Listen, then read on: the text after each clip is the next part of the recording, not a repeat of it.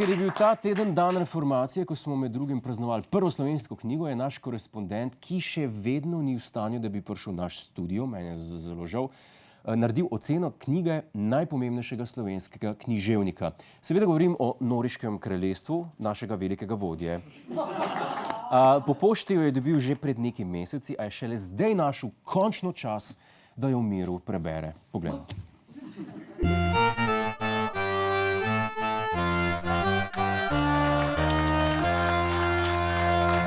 Hvaljen Jezus, moje drage Slovenke in Slovenci.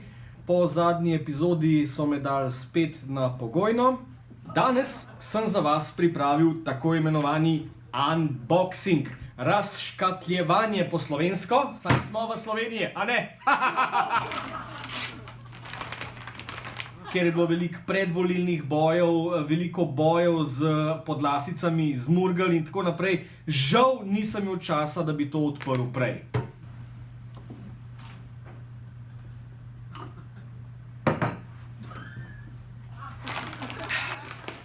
Kot vidite, paket je lično zavit, teža 200 gramov.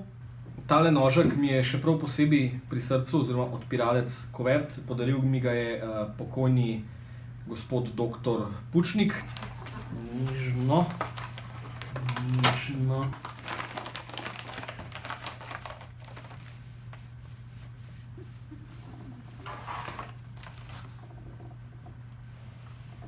Knjiga, kot vidimo, trda vezava, trda kot so slovenske korenine, papir kvalitetnejši, kakovostnejši,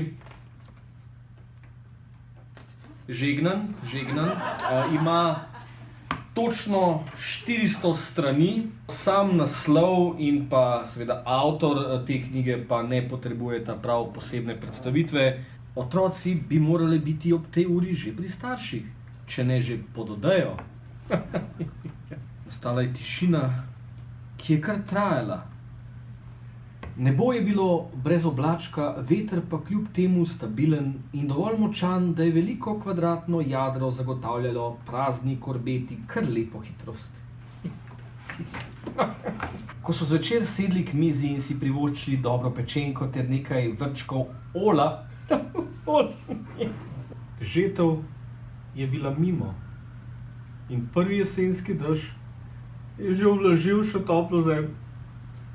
Samo droben hipec je minil v Norinem štetju od takrat, ko je Norikus stal na skali in gledal navzdol na jezero, ki ga je preplavila svetlova. Na tisti skali je namreč neskončno veliko prostora. A to je že vsebina neke druge knjige.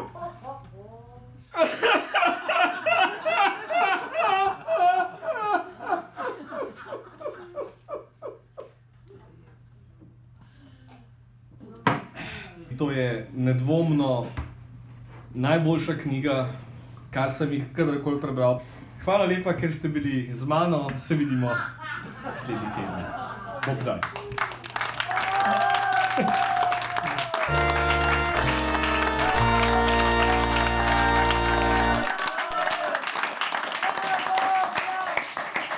Knjigo dobite v bolje založenih knjigarnah, na policah članov SDS in seveda v garaži Janeza Janša, kjer ima še ful škatl tega bisera.